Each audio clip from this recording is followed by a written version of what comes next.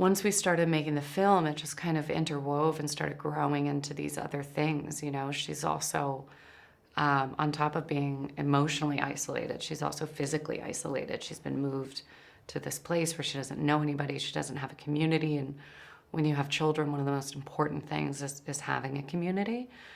And when you have children, your relationship changes, you know, before you, it seems like the most romantic thing that you could possibly do, and it is in so many ways, but your dynamic is immediately different. You know, you're running a very important company together and making really hard decisions together that you don't always agree on, and it's a hard thing to grapple with.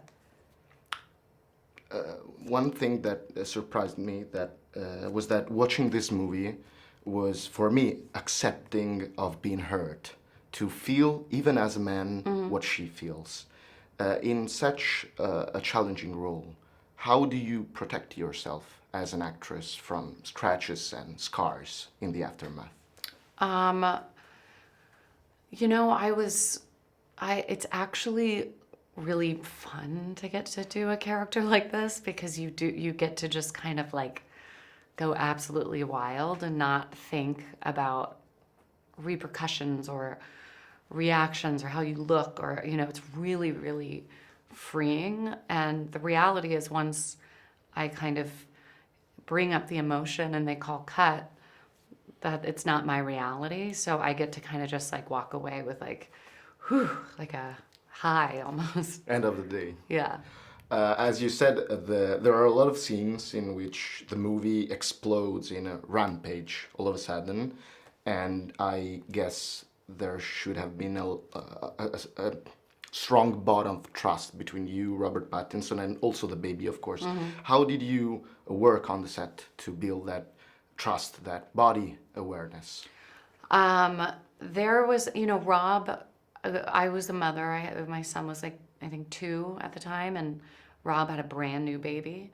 And so there were so many experiences that you can bring to the movie, not literally, but there's just things that you can build on and add into the story that, with our shared experience, was really helpful. But in terms of chemistry, Rob and I didn't know each other, and Lynne had us do interpretive dance lessons together before the movie and learn a choreographed dance, which was very embarrassing, but in retrospect, you know, sex scenes are choreography, and kind of fighting is like a choreography. So I think us having that like practice with each other was actually really helpful. And how much freedom did Lynne Ramsay leave you to improvise or explore your movements, like in the crawling scenes? How much were you guided? Or so much. I mean, she really could just set up a camera and then just be like, okay, you're bored in the house, like, you know,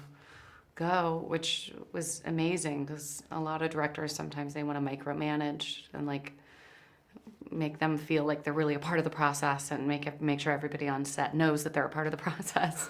And she's the opposite. She's so good at building the energy, and she's so good at what she does that she doesn't really feel like she has to prove it to anybody. She's very kind of hands off and observes what she's seeing.